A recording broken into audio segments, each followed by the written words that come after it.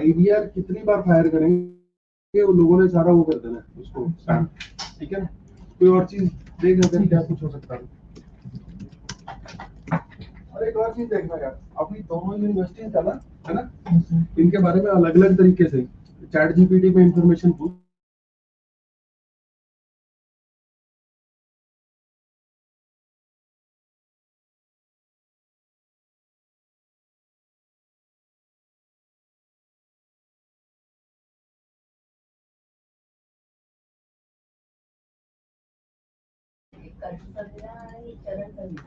Hey guys, hello everyone. Hello guys. Am I audible and visible to you all?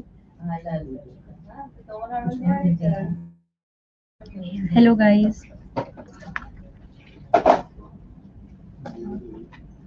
Good evening. Good evening, Ifran. Good evening, Nirupama. Guys, am I audible and visible? Yes. Yes or no? Hello Vinash. Hey Manjesh. Guys, am I audible?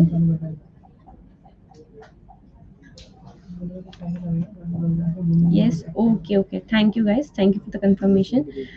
So, guys, my name is Anam Khan from LetsUpgrade, and I'm here just to let you know how to mark your attendance and get the certificate by the end of this bootcamp. I hope you will enjoy the session and have a great learning. If you guys have any queries, any doubt, you can feel free and put it in the chat. The trainer or the moderator will surely reply to it. Okay. So, I'll just share my screen quickly and let you know the attendance process, and if it's visible, just let me know.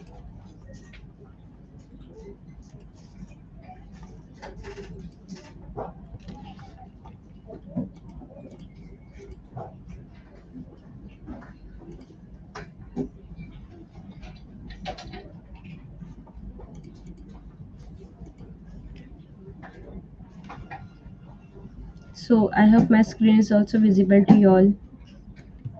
Yes or no, guys? Hello, Saurabh.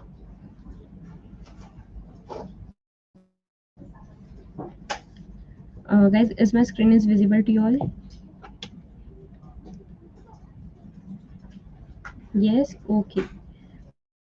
Thank you, guys. Guys, till then, just let me know from where you people are connecting. Like, where do you stay and everything.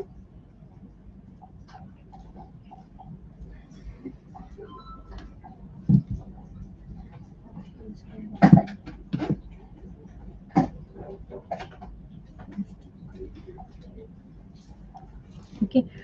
So, guys, just thank you, Raghutanam.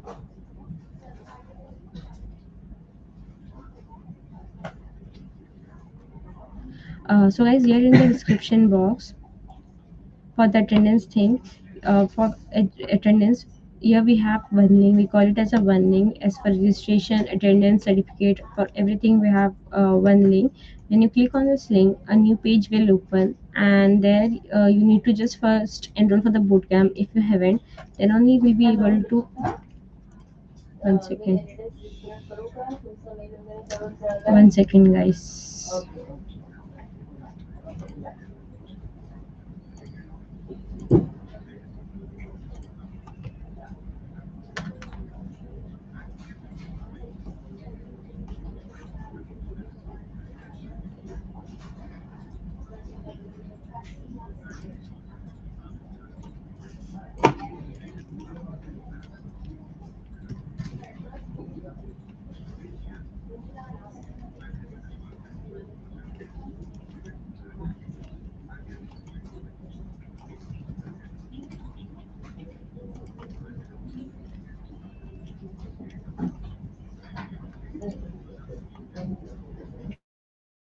I will share my screen again.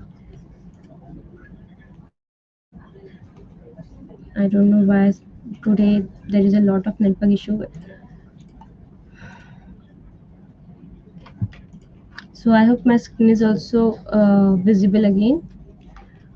So guys, here when you scroll down, when you open the link and when you scroll down, here below the day one title, here you can see mark attendance type. The toggle, click on it. A rating scale will appear from 1 to 10. and you need to just rate the session according to your experience, your feedback.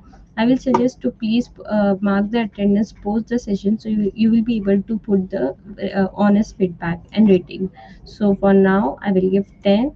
And yeah, if you have any suggestion, any feedback for us, please feel free to put it there. And for now I will give nothing and mark my attendance.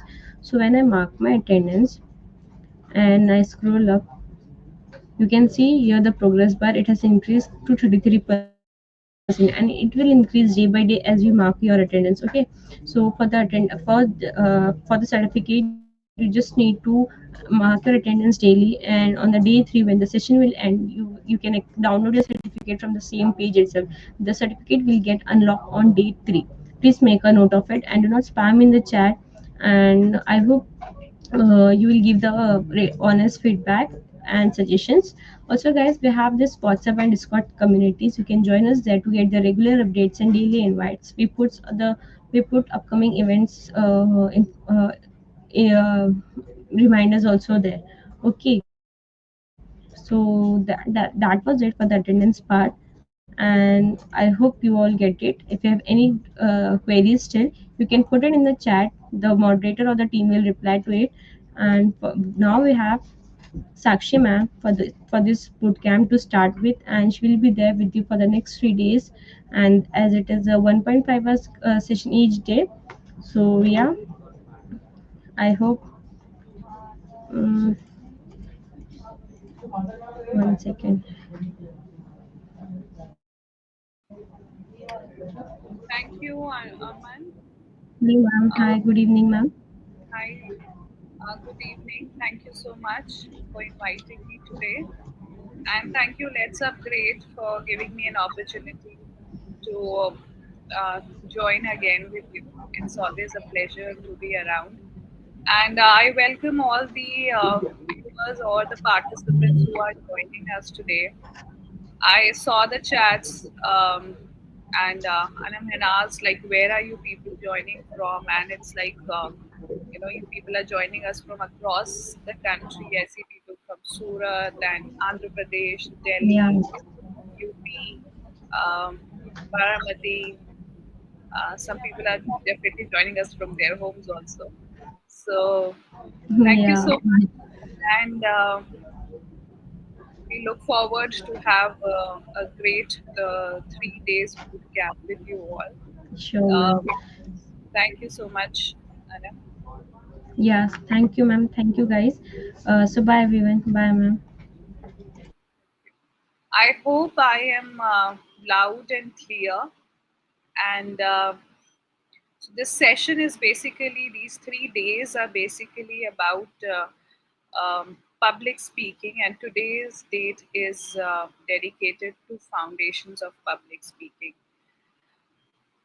Um, so as we start, we will be covering public speaking in great detail in these days. Today's day is dedicated to the foundations, basically the introductions. And these 3 days, we expect that by attending this boot camp, 1.5 hour each day, we at least rather uh, we are for sure we reach to an acceptable level of public speaking by the end of this boot camp. We will be covering different nuances of public speaking. For example, how to overcome stage fear, how you should be analyzing your audience, what kind of tone or pace you should be using, how should be your body language, how you should structure your content, how you should beat the nervousness, rather reframe your nervousness. So, this is all in detail that we are going to cover in these 3 days. But before I move forward, the only way to interact with me here and even for me to interact with you is through chats. And I look forward to have a great participation from you, because as we participate, we would be able to learn more and more. Also, there will be short practice sessions here because it's a boot camp. So and the time is less. So please stay with me and keep on participating and interacting. If you may have any questions, you can always put it in the chat, and I'll be more than happy to answer all of them. So I'm sure we all know what is public speaking, um, but as we are about to start this session, how do you feel about public speaking right now? You can select any emojis of your choice and tell me how do you feel about public speaking right now? What is that the word public speaking makes you feel?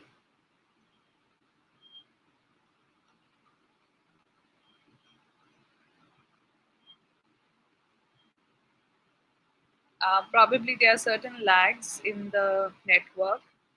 Um, okay, so Manjesh says that I'm scared of it.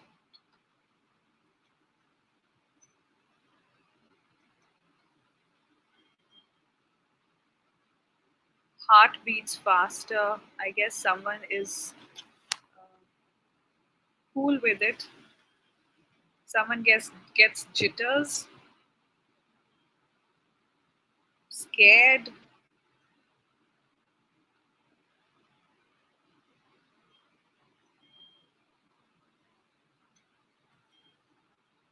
Okay, someone feels nervous.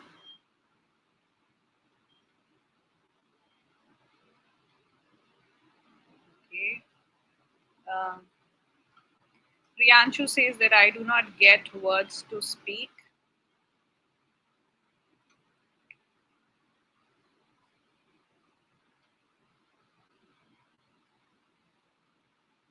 All right. So what I understand from all of the chats over here is that public speaking um, is a feeling uh, that makes people kind of feel tensed or scared or nervous, or people start getting jitters. People may feel that okay, um, I may be at loss of certain words. So these are really common symptoms or common emotions that we undergo when we are there public speaking. All right. Um, Now tell me one thing. What do you think is is being a good speaker? I mean, a good speaker, is he or she born, or can public speaking be learned? Is it a myth or is it a fact? A good speaker is naturally born. Is this a myth or this is a fact?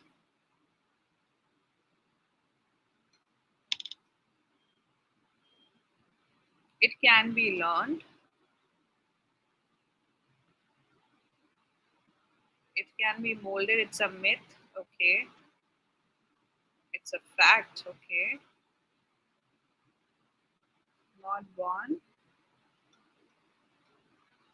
I'm so happy to see that you people know that it is something which a person does not necessarily have to be born with, and it can be practiced, it can be learned.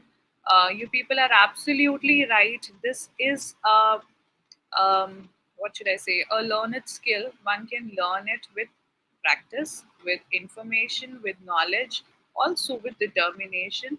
One can definitely learn public speaking and can be an amazing speaker. So, so let's start this journey of public speaking today. And here I present you with certain thoughts. Give me a moment, please.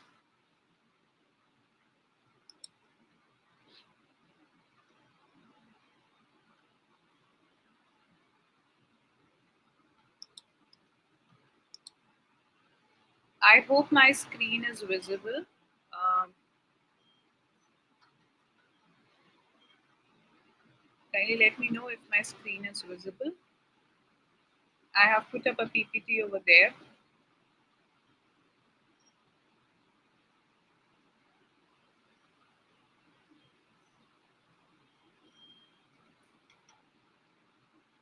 Screen is not visible.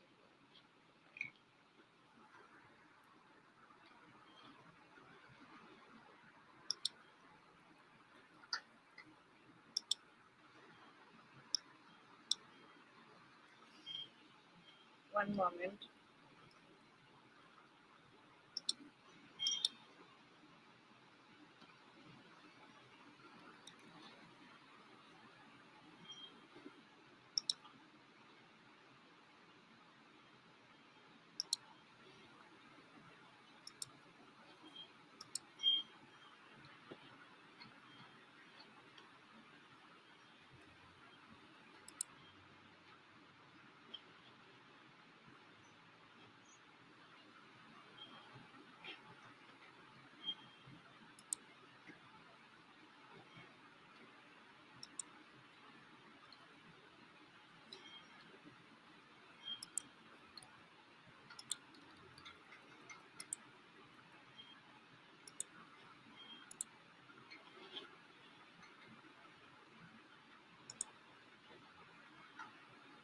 I hope is it visible now? Moderator, if you can tell me.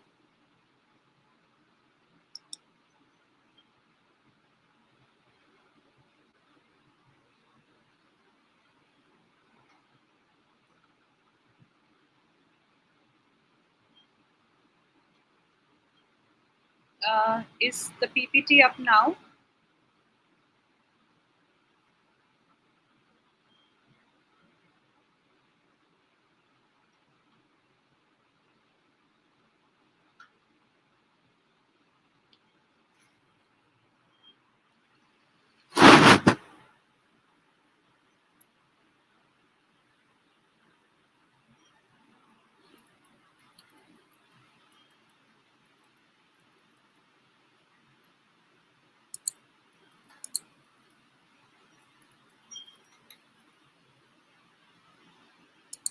Uh, Anam, is my PPT visible?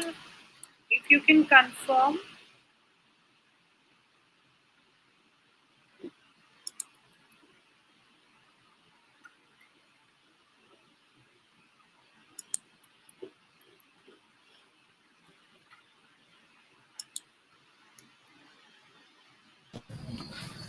Hello, ma'am.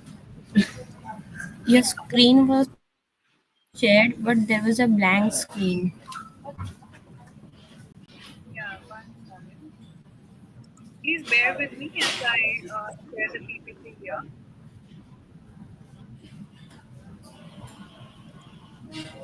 You just share your screen and then you can open the PPT. Is it visible now?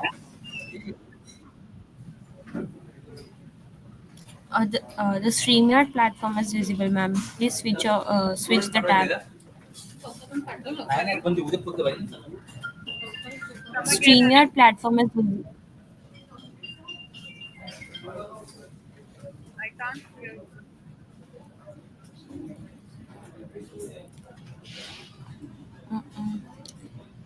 Uh, have you selected the whole screen while sharing? Yes.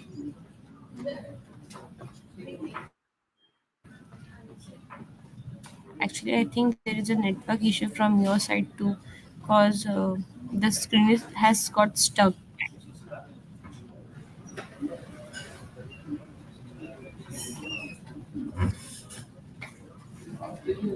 Yeah, now just try to switch on the tab, like switch the tab screen.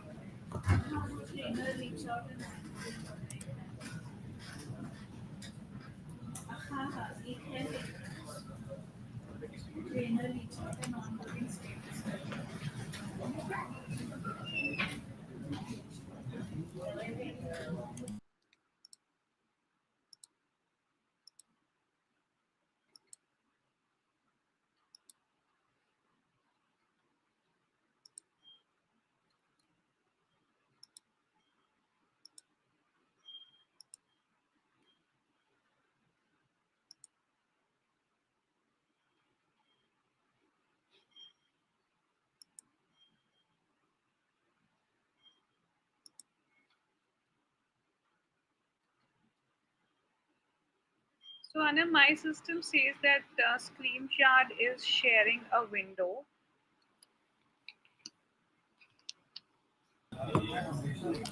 Uh, you selected the whole screen, na ma'am, while sharing it, the entire Yes, screen. yes, yes. So now switch the tab. I should go to tab. I even selected window. No, while sharing the screen, just select the entire screen and then switch on the tabs. Like when you want to go to the PPT, na, just open the PPT wala screen.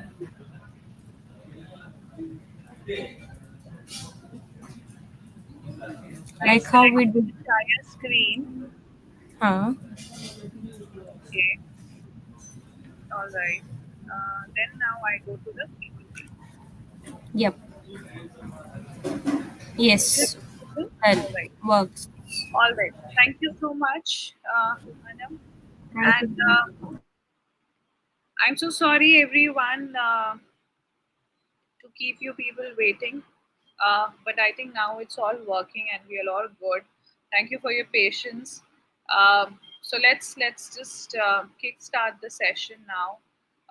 Thank you for sharing your emotions about public speaking, and you all came up rightly that public speaking is I mean being a good public speaker is not a myth. It is a fact that it can be learned, not that good speakers are born as good speakers, rather they can be made. Coming to the idea, understanding what is public speaking. um, with all whatever is mentioned on the PPT, it is a communication process, definitely. We convey our ideas, we convey our information, we convey our thoughts. But more than anything, public speaking is connecting with your audience, is connecting with the people who are there to listen to you. Um, Anam, I'm just checking my slide is visible.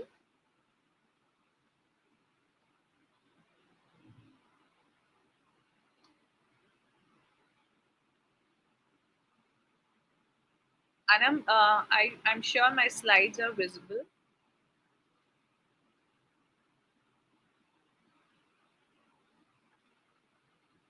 Yes. Okay. Thank you. So, public speaking, like the way I rightly mentioned, it's all about connecting with our audience. Um, can I ask you people if you can put it in the chat? Where is uh, that you have seen public speaking happening? Where all do you see public speaking happening?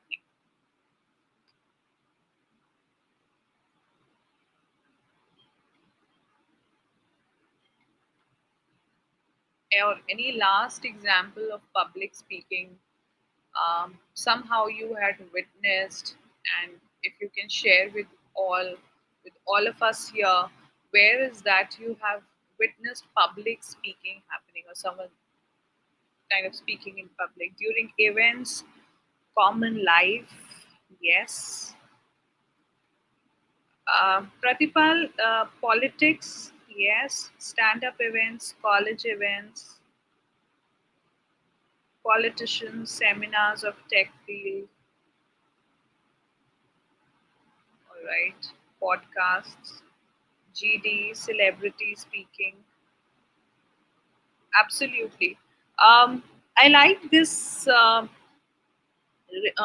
message from Pratipal. He says that in common life, actually, it's also in regular life that we see or we witness public speaking. See, generally, the kind of idea people have about public speaking is that, you know, there is a speaker who is standing on a stage, has a mic in front of him or her, and then there is a large group of audience sitting opposite the speaker, and the speaker has a paper in his or her hand, and at times he or she looks into the paper and speaks, or even without it, the speaker speaks. Well, let me tell you. Obviously, this kind of a scene is very much visible in politics. It is very much visible in even when you're introducing someone, or even in parties, um, even news anchors, at times, not at times, rather they look at the screens and they read. So this is kind of a scenario which is very, very common. But public speaking is not only speaking in front of a huge audience, or only, you have to stand and you have to speak on a mic. No, public speaking is not only that. Public speaking is visible in almost all the spheres of our life. Rather, it's become very common. It's not an occasion that one really has to call for, or has to uh, go and prepare yourself to deliver a speech. That's not just public speaking. That's a very formalized way of public speaking. But public speaking happens in all our day-to-day interactions. Even the kids going to kindergarten schools or preschools, they start with their sessions called show and tell, wherein they may be dressed up like some character, and they have to speak in front of like 4 to 5 kids out there, like what is that they have become today, and speak one or two lines about it. Or we may even go to a party and we may be presenting our ideas, our thoughts, or our experiences to, let's say, a group of 4 5 people, or these 4 5 people are also our friends. So that's also public speaking, because it is a communication process, and we are definitely talking about some or the other experience, or we are sharing our views on some or the other situation. It could be even of politics, or what's happening in the country, or we may be sharing our social views. We may be talking about movies. uh, we may be discussing about a trip where we would want to go, and which place. So actually, public speaking is happening almost all the times. We don't really have to see it or view it as a very formalized event, like the way I mentioned before. Um, Also, what is really the importance? Okay, I hope I'm audible enough. Uh, I just saw a message which says I'm not audible. Yeah, so public speaking, like the way I mentioned, whenever you're presenting any ideas to anyone, that's also public speaking. You may even be talking in front of your group of friends. So that's also public speaking. It's not a very formalized way of public speaking, but see, it's actually a communication process, when you are conveying your information and ideas. And like the way I said, it's more about connecting with your audience. So whenever you are sharing any your thoughts, your ideas in front of even a small number of people, they could be even your friends. It is public speaking. Um, so I saw this. Pratibal says that even if we are talking to our friends, would that also be public speaking? Yes. Like the way I gave you this example of planning a trip with your friends. Um, So it could be like, okay, where is that you would have to go? And let's say there are 4 friends and everyone presents one idea. One idea. Okay, let's go to Sikkim. Someone may go, let's go to Kerala. Someone may say, let's go to Hampi. Or someone may say, okay, let's go to Delhi. So each one of you have come up with your choices, and you will, in this event of sharing your experiences, you will be talking about benefits of going to various places. It could be cost effectiveness, it could be the places to visit over there, it could be weather, um, or the any kind of interest that you may have or the majority of the group may have. Basis how you express yourself and how strongly, rather how nicely you are able to present benefits of any of the places, uh, will let the group make the decision about which place to go. And if you're really not able to present the place that effectively, you may lose out on this discussion. So, public speaking is also about influence and persuasion. So, when I talk about influence and persuasion, and we even see one of the message wherein someone said that in politics is what we see public speaking. Yes, we see it over there, and we see there are many good orators out there in the public, and if one really has to uh, learn public speaking, we can cite different number of examples. I'm not really counting for any person's name here, but politics or political speeches are definitely looked up to when we talk about public speaking. And these political speeches are all about influence and persuasion. Now, my point is that influence and persuasion are not only applicable in politics, it is also applicable in sales. So, we go to a chroma store, and there is um, the salesman who sells you a phone, a mobile phone. The way he explains the features of the phone, the benefits of the phone, the cost effectiveness, the offers they may have, you actually end up buying the phone without even any intention of buying the phone. So, influence and persuasion happens over there as well. One may say, ma'am, is again that public speaking? Yes, why not? There is a communication process happening there. You are the audience for the salesperson. He has presented you with information and features of the phone, and you ended up buying it. So that's also public speaking. He could influence you. He could make some connection with you. He could understand, what was your need, and he targeted your need, right? And you saw that yes, this phone fulfills my need, some latent need, and you actually ended up buying it. So, public speaking is all about connecting with people. Why one may want to be a good speaker? Why is it important to be a good speaker? Like the way I said earlier, in each and every sphere of your life, public speaking is embedded now in any situation, any social situation you put yourself into. Public speaking is there.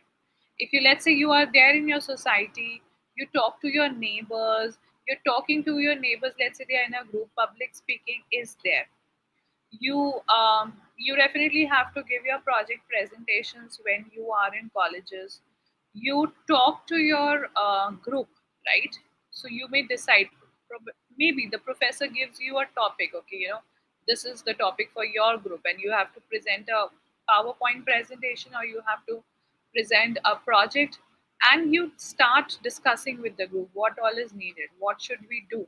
So that discussion is also public speaking. Whosoever presents himself or herself well, the group accepts their thought process. You enter the office, and let's say you have to attend a meeting, and you start getting into the client facing profile. Initially, you may not be allowed to speak to the client. You may just be kind of expected to just listen what's happening in the meeting, just observe. But at least internally, um, are you able to present your thoughts? Are you able to speak confidently? Are you able to speak nervous without any nervousness? That's again public speaking. You are just talking in a group of 4 to 5 people, where you may have your colleagues who are coming from the same college, same batch as you. You may have your team lead, and then you may even have the project manager over there. That's also public speaking. So anywhere, wherever you are able to express yourself confidently, express yourself without any hesitation, that is where public speaking is there. And for our personal growth, it is very important that in front of anyone, any number of people, we are able to stand up or even keep sitting but still speak confidently. So that's the power of public speaking.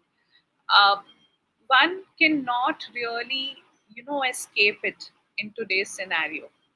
Gone are the days when teaching used to be just one way interaction, wherein the teacher would just speak. You will only have to take notes. Okay, you can ask questions, but there was really no scope of presenting yourself in any which ways. Yes, social interactions used to happen even earlier, but no one was really sure about public speaking. Public speaking was just restricted to speeches, political speeches in schools or colleges. Maybe, let's say, if someone is participating in a debate, that's all the public speaking was all about. But in today's scenario, in our world, it is embedded in any social situation, whichever you talk about. Uh, any questions till now, or shall I move forward?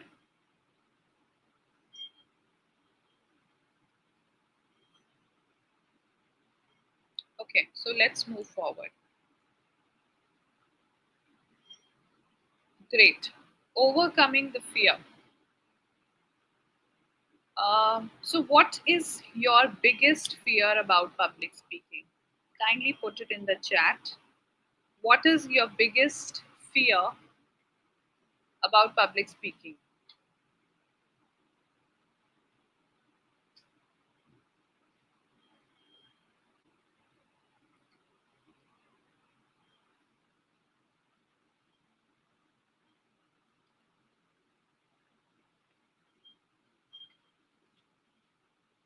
Lack of confidence. Thank you.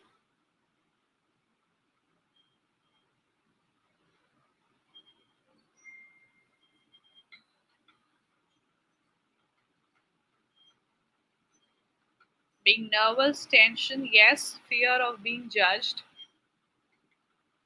Or what if I forget what is that I was talking about?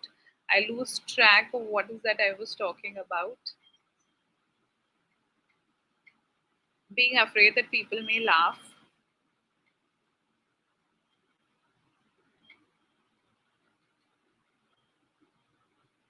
Some people may feel that, okay, I may speak too fast, some may feel I may speak too slowly.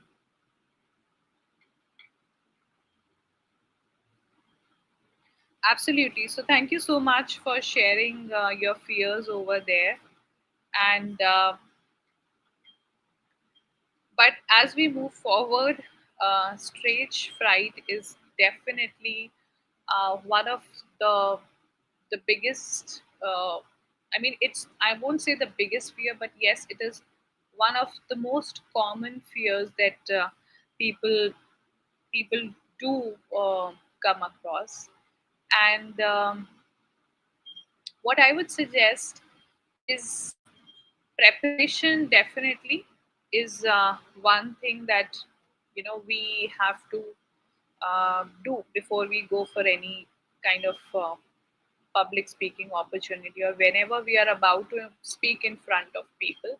It also depends, who is your audience, when as far as the preparation is concerned, or the level of preparation is concerned. Preparation is good, but like the way we spoke about that, um, public speaking is not necessarily that you have to uh, be on the stage and you have a huge audience and there you have to speak. So of course that kind of an event really needs, like, a good practice. But what about the events wherein we are speaking in front of small number of people. Let's say in front of friends. Let's get back to that trip planning example. There, no, not necessarily we need to have a lot of preparation. So again, the level of preparation depends on the kind of event we are going to attend or present ourselves in. But even for events like this, um, or whenever we feel anxious, we feel nervous, I may not be able to speak. This is something which I personally do whenever I go to attend any session, rather conduct any sessions. I always visualize my session. um, and we are going to do that now together. I request all of you to sit straight, close your eyes, just listen to me, what is that I'm saying, and let's just visualize uh, a session. I request you to take 3 deep breaths.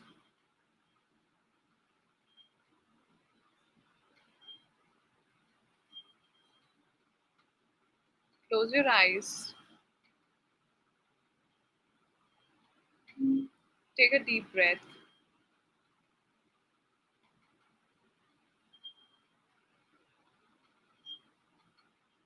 and one more deep breath.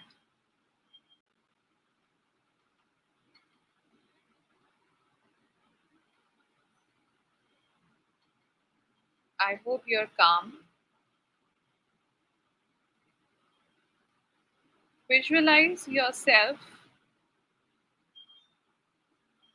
on a stage. It's a big stage.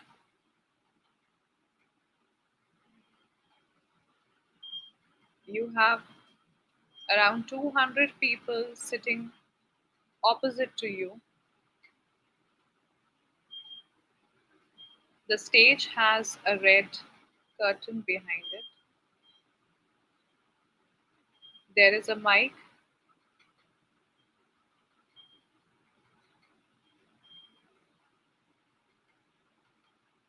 You walk up to the stage in a white top and a black blower.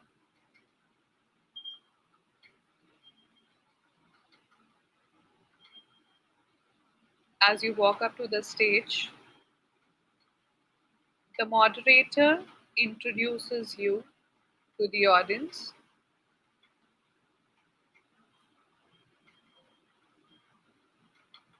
The audience welcome you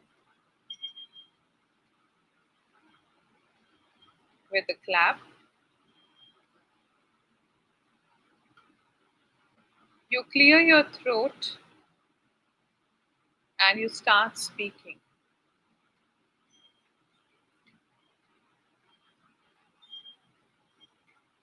As you're speaking, you start seeing smiles on your audience faces.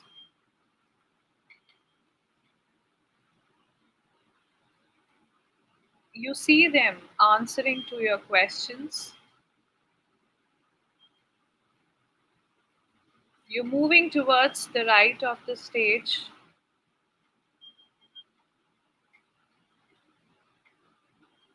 You come back to the center, addressing the audience sitting in the middle.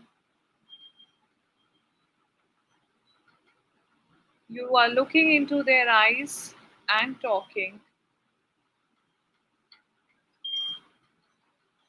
They nod their heads when you're talking in agreement with you. You move towards the left side of the audience and come back to the center.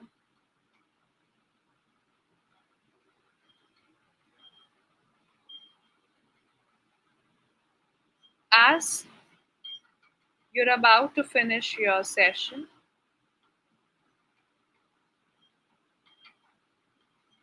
and say thank you.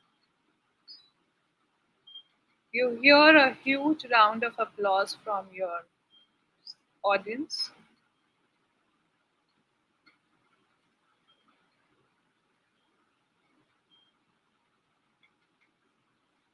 You thank you them,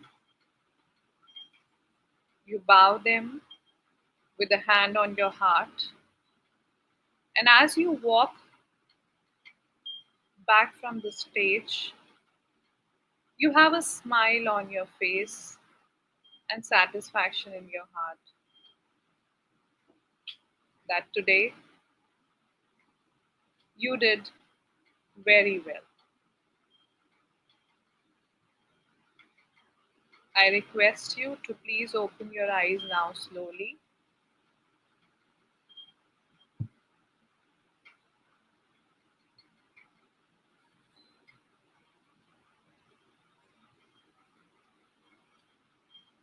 and let me know um, if you could go through the visualization, if you could see yourself on the stage.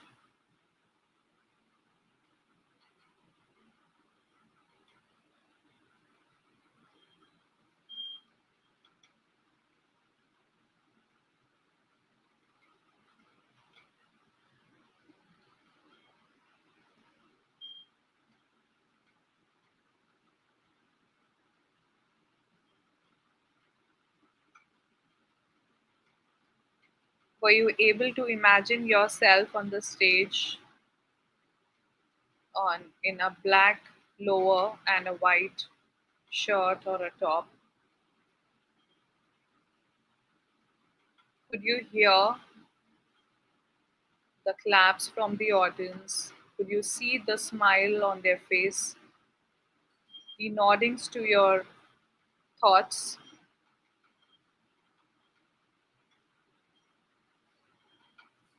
If yes, please type in yes. Thank you, Nitish.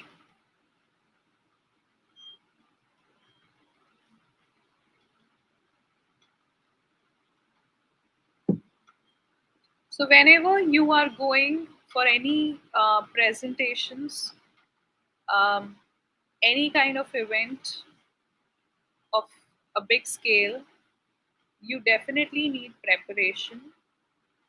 You need to see, prepare your speech or prepare your content well.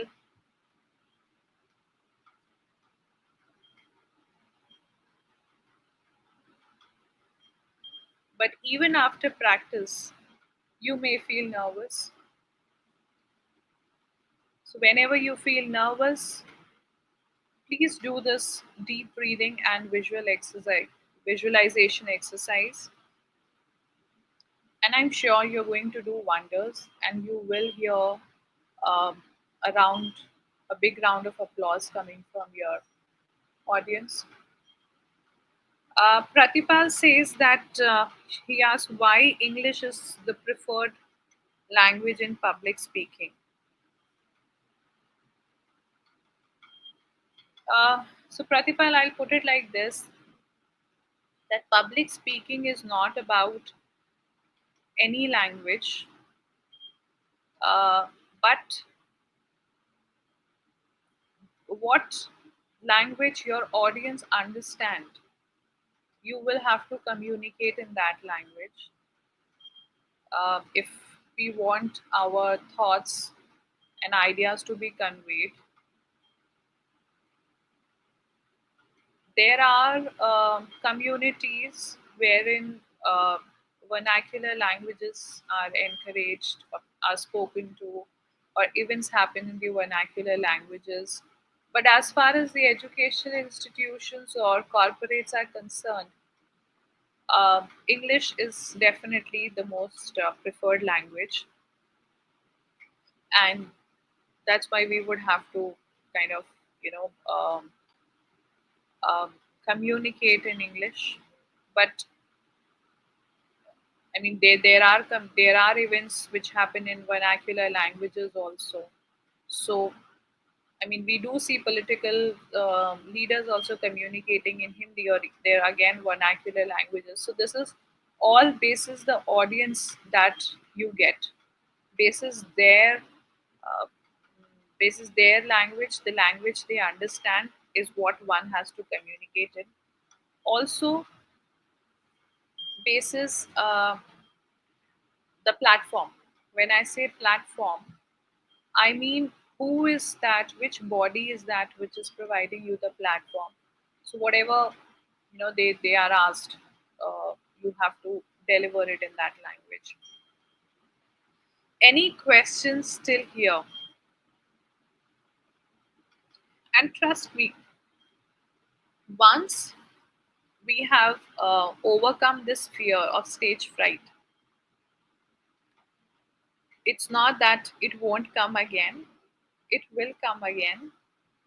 Anytime, every time you go on stage, it will be there, but the intensity will drastically diminish um, as you um, what should I say, as you keep facing this fear frequently.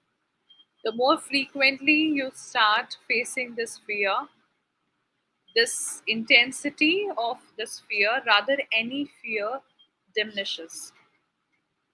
So this is again the what should I say,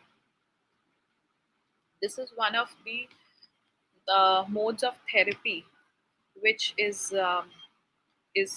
used when you have to treat someone who's facing fears. So to overcome their fears, uh, they are exposed to that fear, obviously in different intensities, in different proportions, so that they can overcome that fear. And there comes a point when you are no longer under the influence of that fear.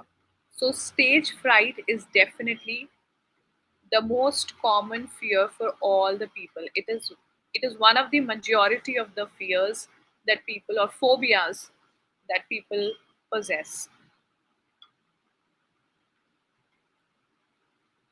And we move forward, and we come to the three V's of effective speaking. So whenever we are speaking, this is good for both online as well as offline platforms. It is very important that our message should be clear and concise. We don't have to use very fancy language or very difficult vocabulary words just to showcase that how rich are we in our vocabulary. That's not the point. The point is that we should be able to connect with our audience. We should be able to understand our audience. I'm going to talk um, in little more detail about the audience in just another one or two slides. But as far as our message is concerned, it has to be clear and concise. It is good to use simple English, to use short sentences, not to kind of express your thoughts in. If you can, feel free. But if you find that there's a little bit of struggle in English or even any other language, it's good to frame short sentences and speak. Also, try and simplify your thoughts and simplify your ideas. The examples which you give should be simple for your audience to understand. Um, in public speaking, or even otherwise, you would have heard this phrase that content is the king. So even in movies, we hear this phrase that content is the king. Content is the king till the time he has his ministers. Otherwise, the king will fall. So, similarly, is for the content. Until unless content is supported by his ministers, which are vocal and visual, the content falls, no matter how strong it is. So, like in movies, we have the cast who is acting on that content or the direction. Similarly, in terms of public speaking, we have tone, pace, and volume. By tone, pace, and volume, what I mean is if it is a huge room, we will have to speak loudly. Yes, definitely. You will be provided with a mic, not that you have to shout on the top of your voice, but there emergencies or surprises are there everywhere. What if the mic goes off? What if the electricity goes off? What will you do? And you have, let's say, a gathering of 300 people. What will you do? The mic has gone off. It's a huge room. You have around 300 people. Anyone can put it in the chat. What will you do?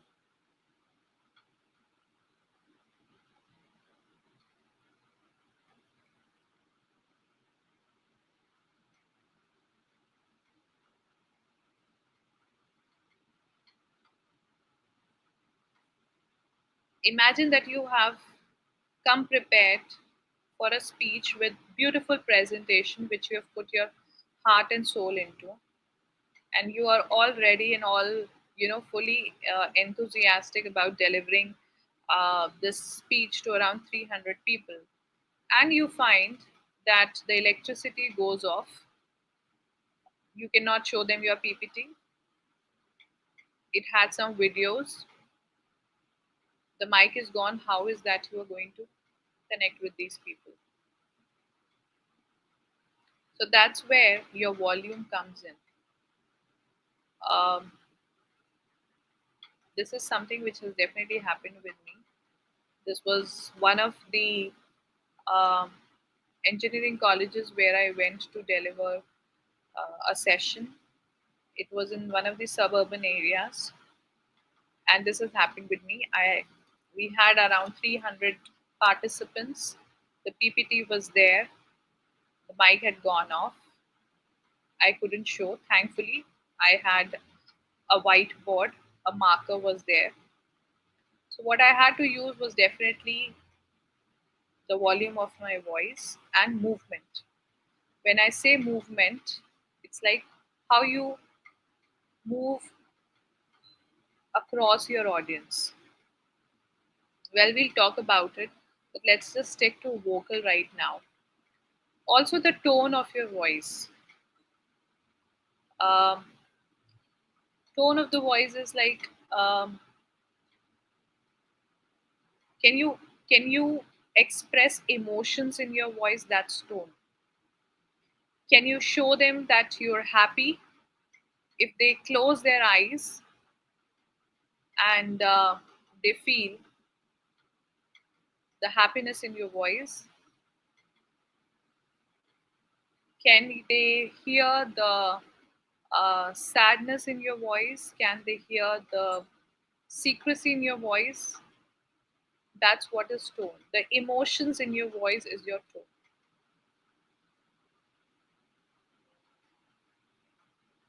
Okay, a short quick activity here again.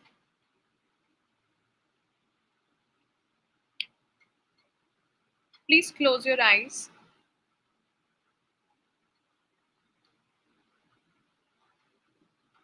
and identify the emotion in my voice. Hi!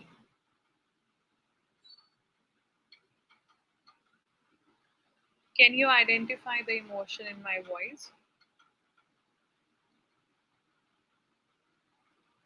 If yes, kindly put it in the chat.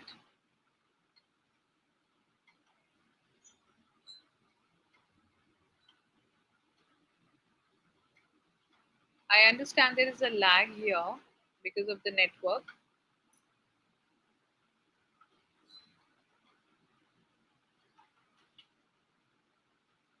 It's excitement. Thank you. Yes, you've accidentally looked at someone. You're fully energetic. Yes, absolutely. So you could hear the emotion in my voice. Thank you so much. The pace is the speed at which I may be speaking. When it's general information, we can just speak fast. But when it's something which we would want to stress on, we may take pauses. We may speak slowly. When, let's say, it's certain figures, we may speak slowly to stress on those figures. If you are someone who speaks very fastly, you will have to kind of tame your pace. If someone who speaks very slowly, you will have to fasten your pace. So that's what holds your audience with you. That's one of the ministers of the king content. The next is our body language, eye contact. You remember when we were doing this visualization exercise, when I asked you to close your eyes and visualize yourself and the audience on the stage, I asked you that you're moving in, you are uh, moving in the center of the stage towards your participants, towards your audience, and you're looking into their eyes. You're asking them questions. They're answering back to you. They're nodding their head in agreement with you. So that eye contact is very, very important with your participants. It is something which holds them with you.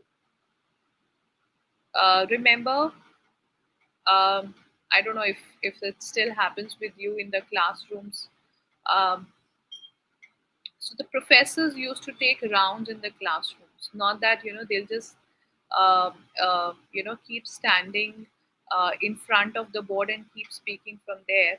Though that also happens, but at times speak you may find professors coming back, coming till the end of the aisle and moving towards the board.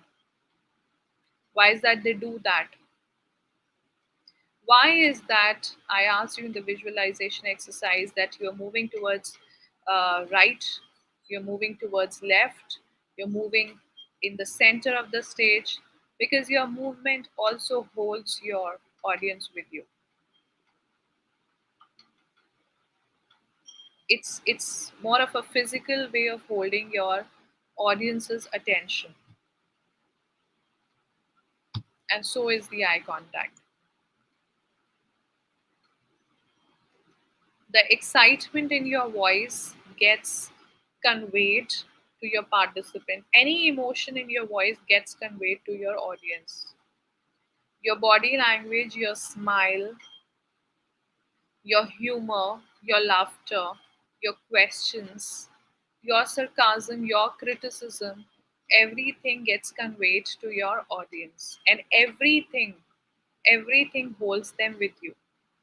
Remember, body language, eye contact, your gestures, your movement, all of them are again the ministers of the king content.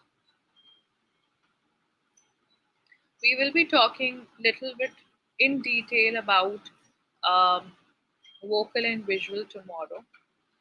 But before I move forward, um, can anyone give me an example of a good visual in terms of public speaking?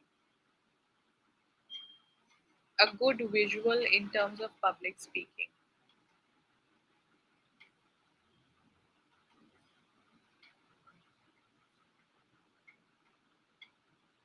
I hope I you have understood what I mean by visual. So verbal is something which it's your mouth. Verbal is your mouth. Vocal is the ears, right? The audience's ears, and visual is your audience's eyes.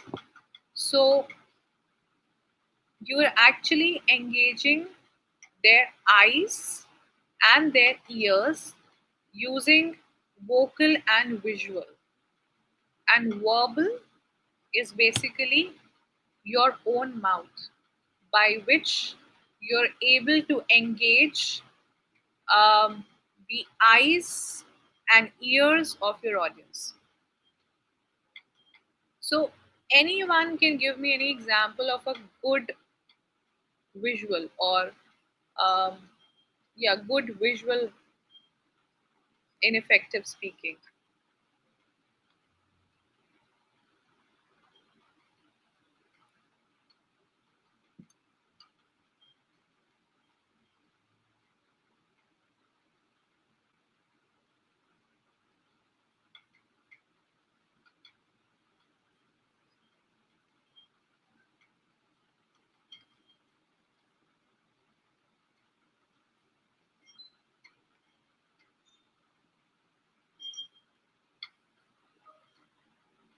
So, example of a good visual would be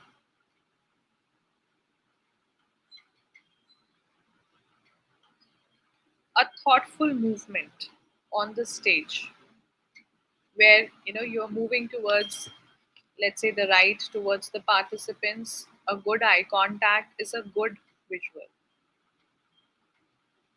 As you move towards your audience, you look into their eyes, you smile. That is a good visual. Can anyone give me example of a bad visual in terms of public speaking?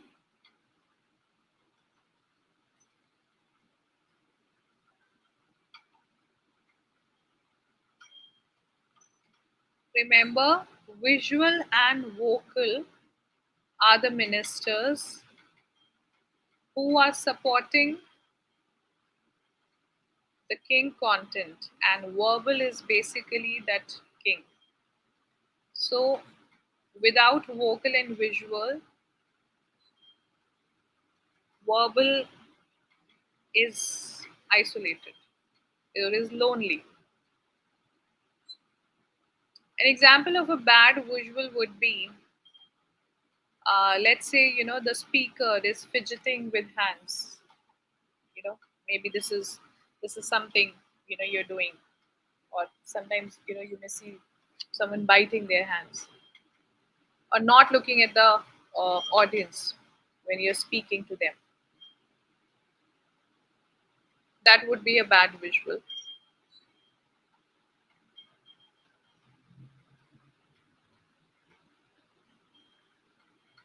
Any example of a bad vocal?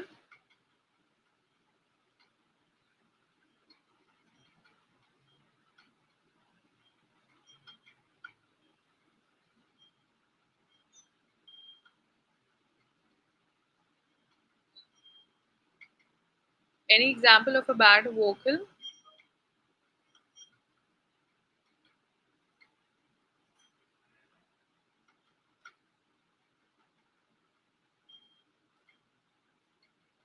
A bad vocal would be having the same tone throughout your speech. You will have to vary. You will have to vary your speech. Stammering, yes, it is a bad vocal, absolutely. So that also kind of affects your verbal. Then it affects audience to understand your message. Thank you, Solace Seeker, for that example of stammering. What would be example of a good vocal?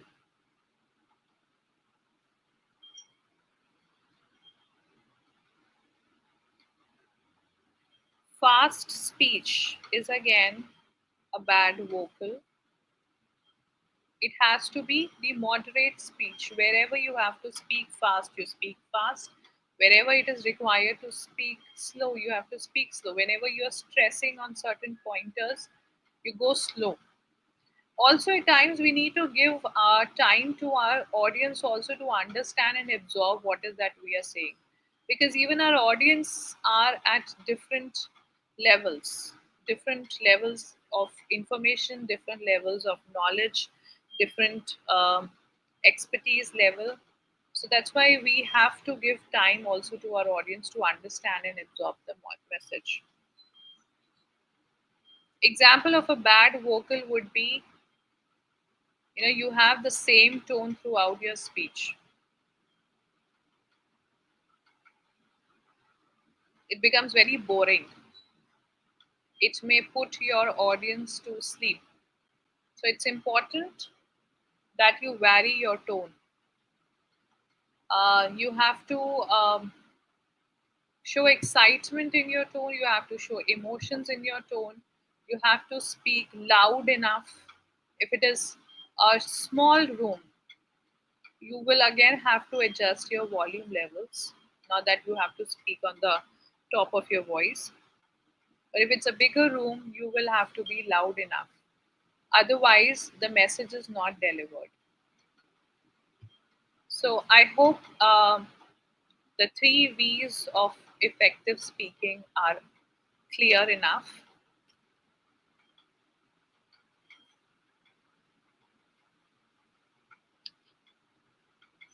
All right. Um,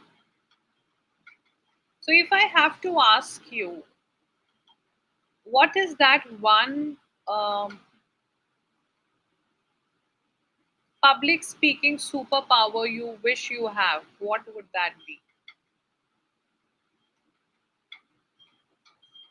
If you could get one public speaking superpower, what would it be?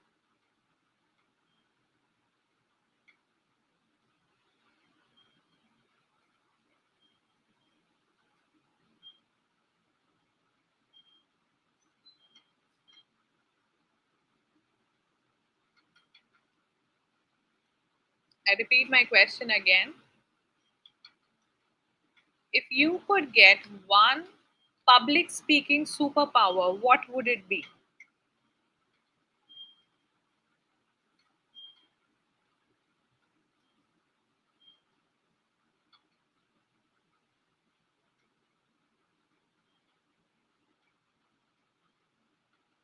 If you've never thought about this superpower, now is the time to think about it and share. Okay, storytelling, which seeks people's attention. Okay, best storyteller, confidence. Great,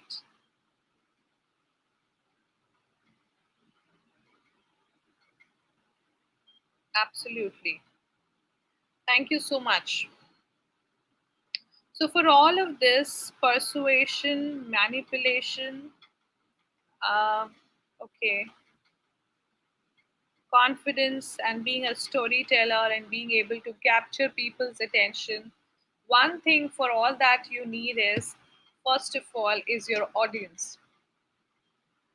You need to have a good understanding of your audience if you want yourself to be able to do whatever you people have mentioned here.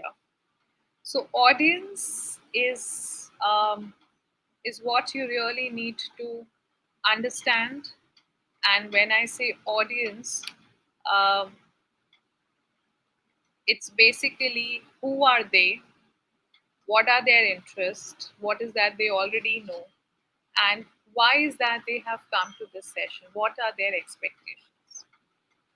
So the audience analysis is something which is really really important whenever we prepare for any session. By audience analysis, what I mean is we need to understand what is the age group that they belong to, what is their gender, um, what are their professional interests, what are their educational qualifications, what is that they are doing, to which field they belong to. Are they students? Are they professionals? Are they teenagers? Are they school going children? Are they college going people? Are they homemakers? Who is that is your audience? Also, what is their interest? Why is that they are coming for this session? How much do they know about the topic you are going to deliver? What is their proficiency level? What is that they do on a day to day basis? All this knowledge, all this information helps you to frame your content, to structure your content, to make your content, right? Uh, so the content will suit the audience only once you first know the audience. So knowing the audience is very, very important. And only once you know the audience, you will be able to connect with them. And that is what is public speaking. When you know your audience, so it's like, going back. We started for public speaking, then we spoke about um, our fears, we spoke about the three V's. But once we understand the audience, that's when we understand how is that we have to frame our content, how do we have to deliver it. So audience analysis is something which is very, very critical. um, Now, when I say we have to understand the daily routine of our audience, what is that they do, what is their knowledge level, how much do they already know, how much they have to know more, how do they do their work, uh, what kind of a social circle they may have, or what kind of a professional circle they may have. All this helps you to make the content relevant to your audience. Now, um, when I say relevance, in this relevance, the examples which you include in your content is what makes your content relevant to your participants. And these examples exactly come from whatever I just said, how much they already know, what is that they do, what are the problems that they face, while they're doing their work, what are the issues or challenges that they face, what are the highs when they are doing their work, or even in their personal lives. So examples is something which make the content very, very relevant to your participants. So for all of this, we need to understand the audience well. Now suppose if we deliver a session or uh, a speech, let's say, to senior citizens, so we will have to adjust our language and tone according to them, right? uh, for example, people who are of the same age as you, some way you may go a little more casual, but when you are addressing senior citizens, or you are addressing um, you know professional people who are, let's say, um, at a hierarchy than you will have to be more formal and more respectful in your uh, tone and your language and the choice of words that you make, right? So these are the few examples of how you make your content as per the need of your participants, of your audience.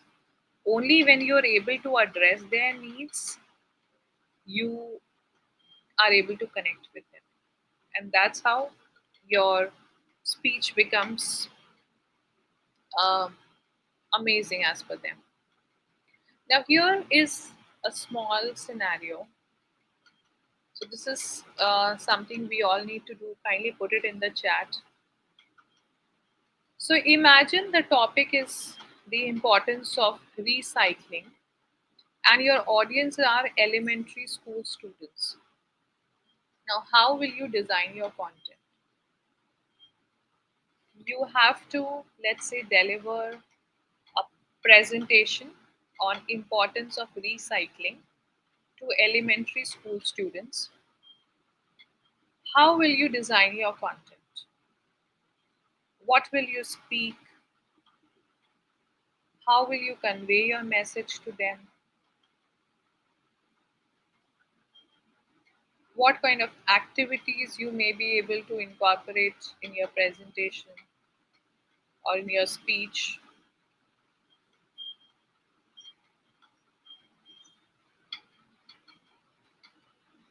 Kindly put in the chat.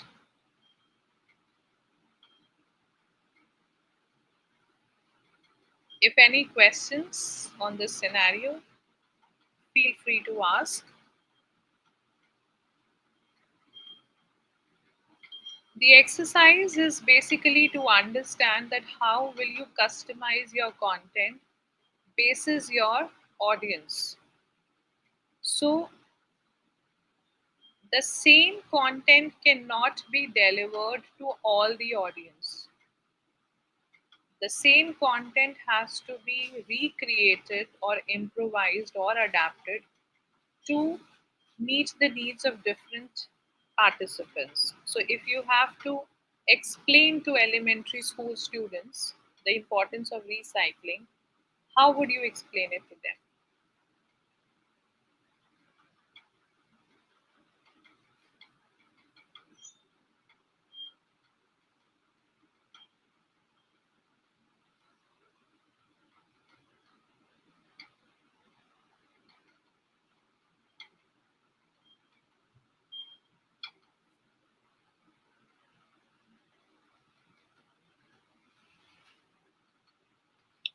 Anupam says visually engaging presentations using multiple images, video, animations. Yes, that is a good thought. Visuals will definitely attract them. Videos, animations will definitely attract them. Great job, Anupam. So we will have to incorporate colorful pictures, short videos, and also certain activities also can be done, which is like sorting the recyclable material. For example, let's say um, um, all the dry material has to be, let's say, in one bin. All the the drained material, the wet material has to be in a different kind of a bin. So sorting something which they are doing by themselves, which is also called kinesthetic. When they are doing something kinesthetically, that also engages them. So that's one of the ways. So it's we can even start the session to give them an overview or to hold their attention is recycling is like giving trash a superhero makeover. We can turn old things into new cool stuff. So elementary school students, they are fascinated with superheroes. No matter it's girls or boys, they are fascinated with superheroes. And you're saying that we are giving our trash something which we just throw away a superhero makeover. So that's something which attracts them. Now, if you have to deliver the same topic, importance of recycling, and your audience is business professionals, how would you design your content?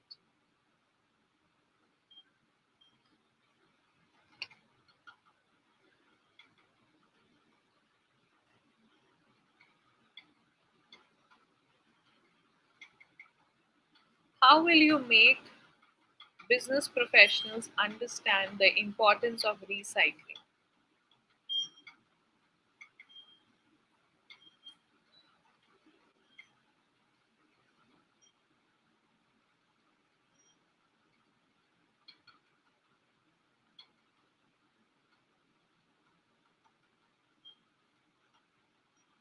I'm waiting for the responses.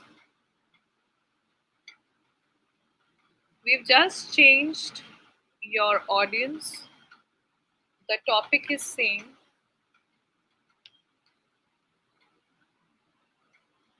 but how will you make grown up business professionals understand the importance of recycling?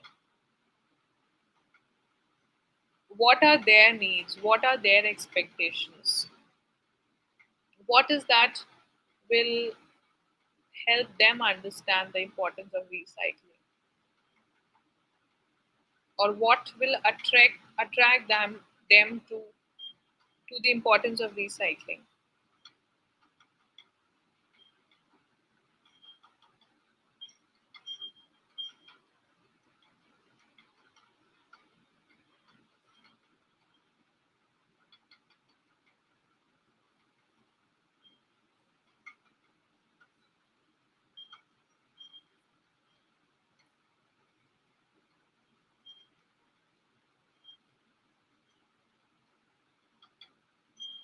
We can emphasize on the economic and environmental benefits.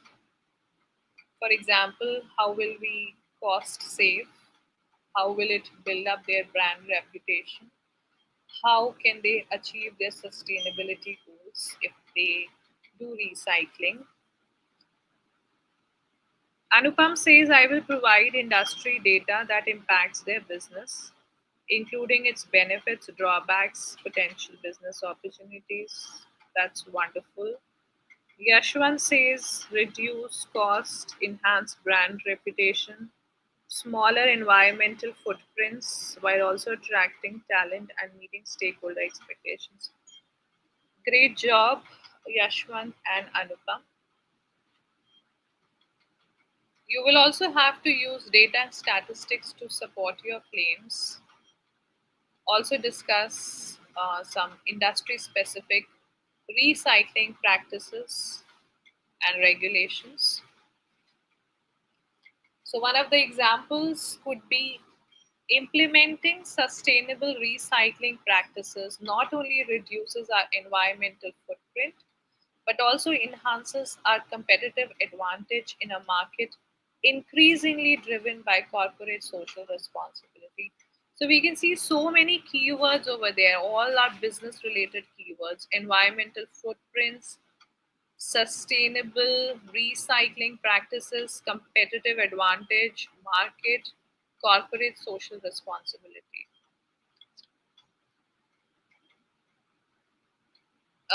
In the interest of time, I'll just move forward.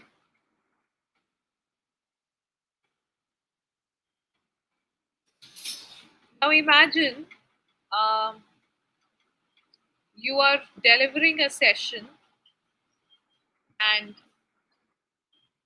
you start seeing that your audience have started dozing off, they've started sleeping, they've started looking at their mobile phones, they've started looking at each other. What will you do in a scenario like this?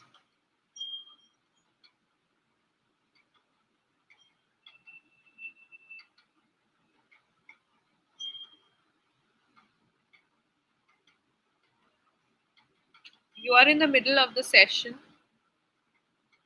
as in you're delivering the session, and in between you have this nightmare where you see that suddenly, the participants or the audience, they are looking at their phones, they're not looking at you, they are they've started dozing off, some of them may even start walking out. What would you do?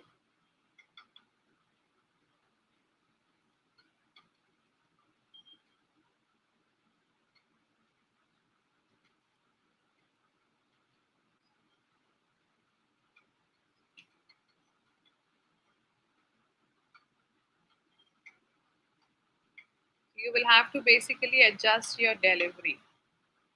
You will have to increase the engagement levels.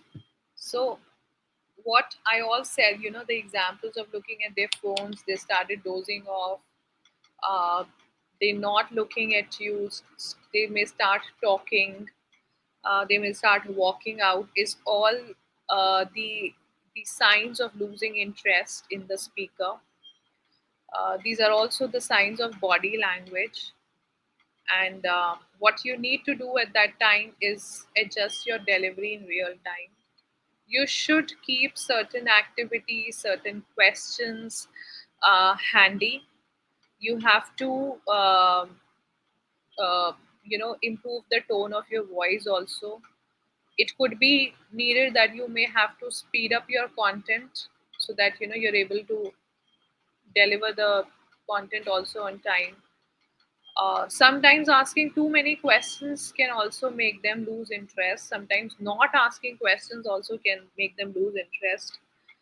uh, Anupam says, I will ask brainstorming questions.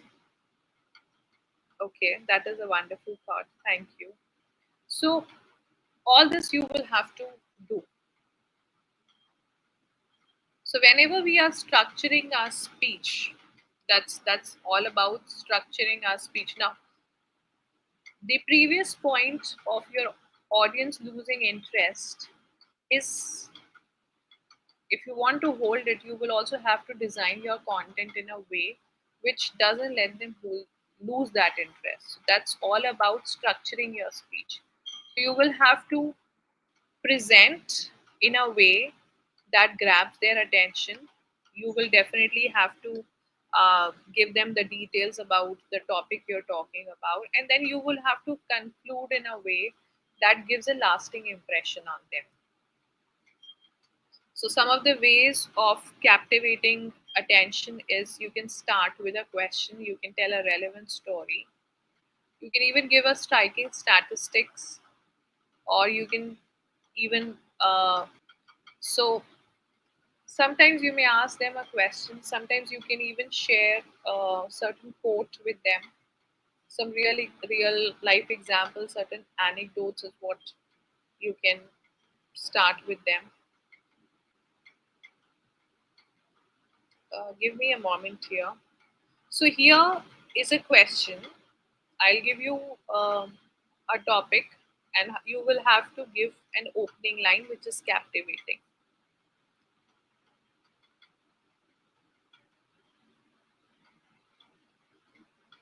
The future of artificial intelligence. This is the topic which has been given to you. How would you make a captivating introduction for the future of artificial intelligence?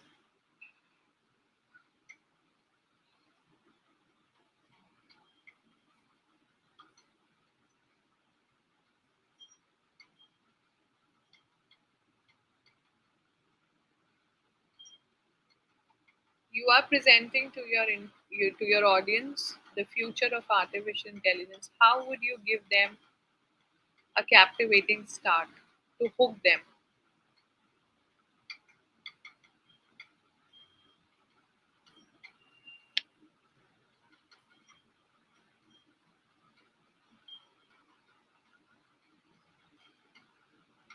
Also, let me know how would you end it so that you make a memorable impression on them.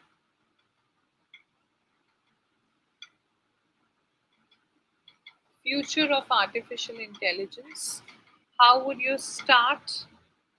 Give me a starting line for this and a closing line.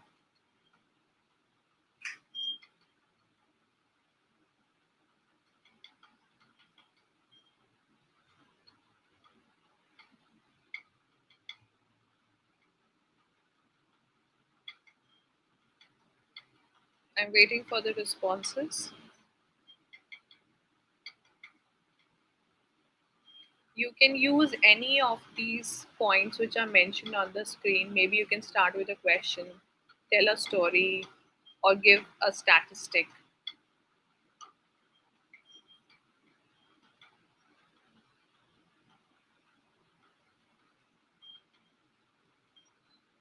I'll present to you with certain examples of a good opening line.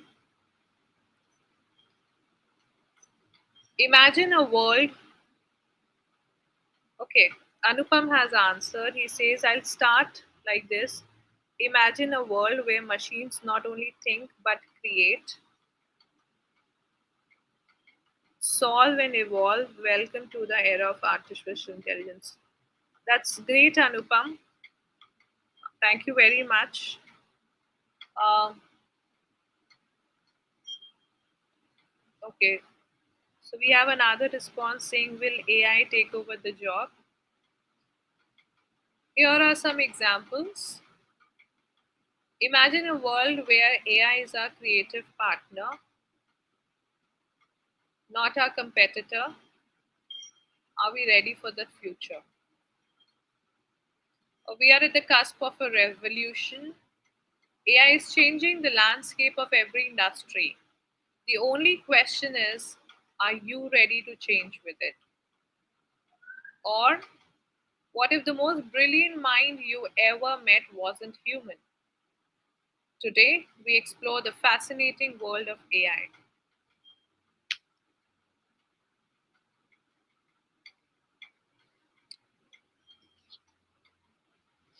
as we summarize any of the topic, these are the points to be considered. Um, Anupam says the future isn't just about AI replacing us; it's about how we choose to grow us with AI. Wonderful, Anupam. Thank you so much. So, summarizing key points, a call to action, and you can always end with a purposeful statement. Thank you. This is a small activity here. Um, so, I'm just giving you a starting line, and can you end it?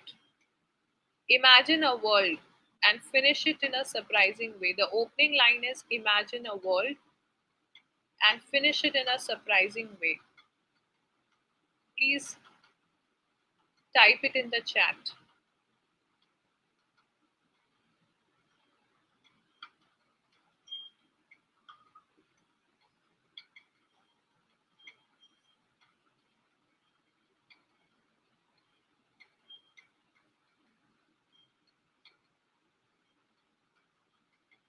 I couldn't take you through the. Anupam, you have written it very well, the closing. Okay, I see others have also written.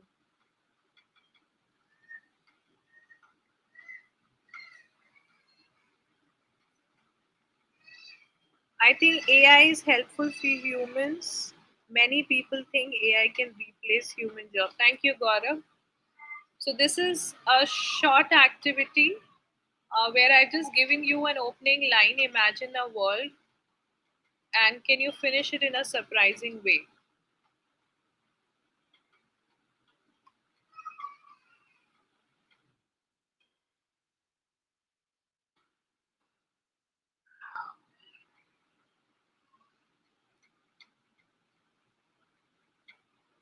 So you can even write it where intelligence isn't limited by biology and every item becomes a reality. That's so thoughtful, Pratipal. Thank you so much. And when I had asked you about this expectation, as in what would you wish for as a public speaking superpower, some people said that I be a good storyteller. So that's what this section is all about. There is this story. Um,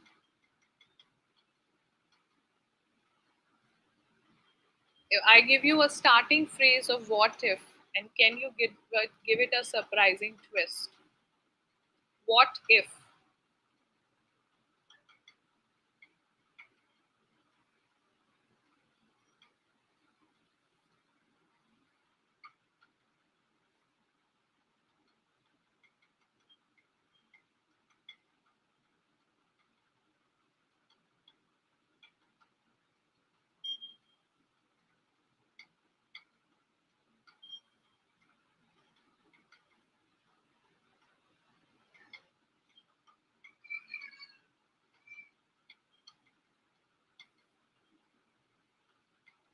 What if you woke up and everyone had swapped personalities? That's one of the ways how you can give it a surprising twist.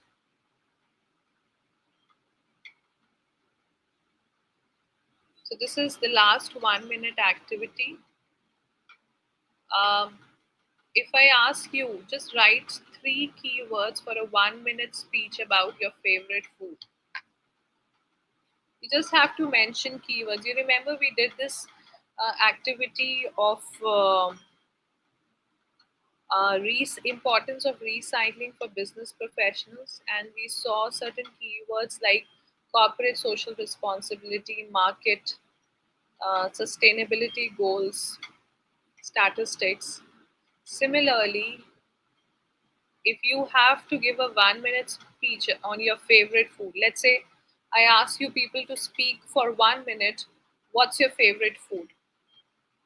Can you give me three keywords that you would use in that speech? about your favorite food.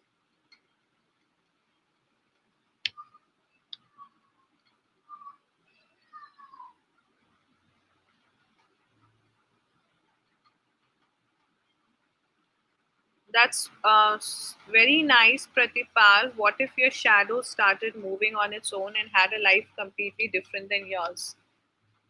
Amazing. Thank you so much. Now, this is the practice session. I ask you to prepare a speech on your favorite food, and you have to mention three keywords which you would include in that. What will be those three keywords?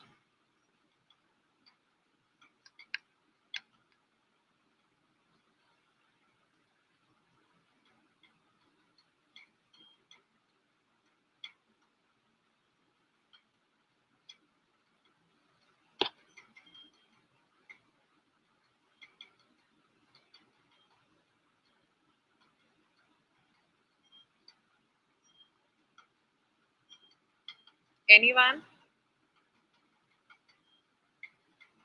For example, it could be you may like spicy, um some spicy savory, and it gives you nostalgia of your childhood or of a village you had been to, or the first time you had this that food.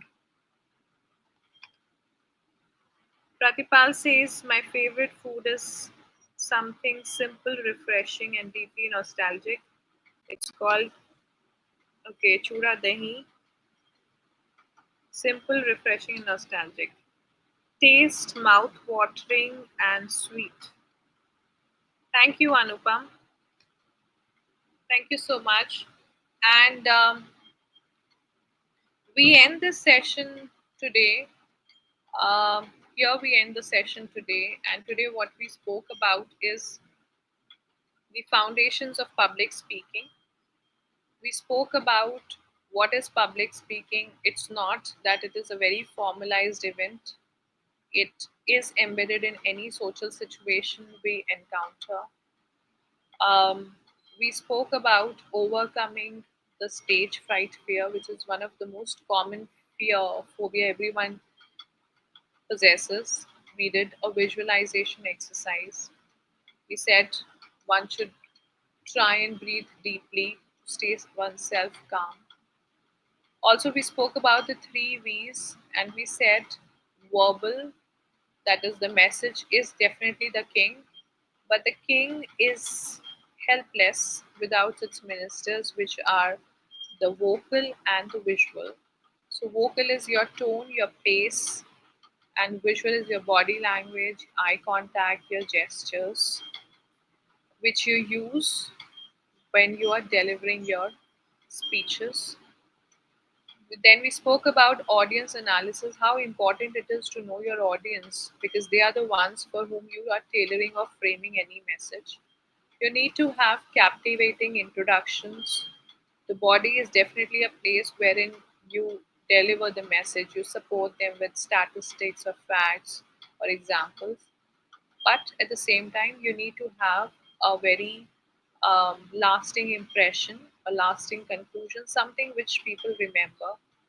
We did certain examples of how would you um, adapt your content in case, let's suppose, you have to tell elementary school students about the importance of recycling, and the same topic, how would you deliver it to business professionals? We also spoke about how would you end a session, wherein I asked you um, to end. I gave you an example and I had asked you to end it. We can also include stories, and the most common phrase for using a story is once upon a time. It could even be what if, and so that if you ask someone what if, it throws them into imagination. It is a question, it's imagination, it's story, it's very creative way of introducing your your speeches. And at the end, we have to again close and summarize what is the call of action that our audience would be taking. So that's how I summarize this session. Um, because this is a YouTube session, I really cannot ask you to, type in your entire speech. That's why I've asked you to just write down the three key words you would use for preparing a speech on your favorite food. As we end the session, if you have any questions for me, please feel free to put it in the chat and I'll be happy to answer. Um, Anam, can we end the session here?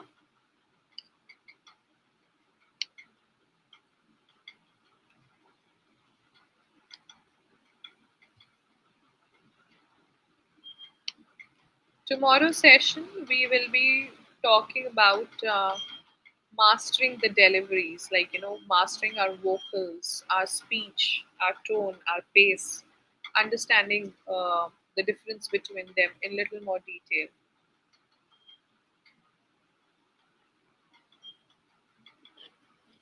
Anam, I hope we can end the session. Thank you so much, everyone. I hope to see you all tomorrow. Thank you.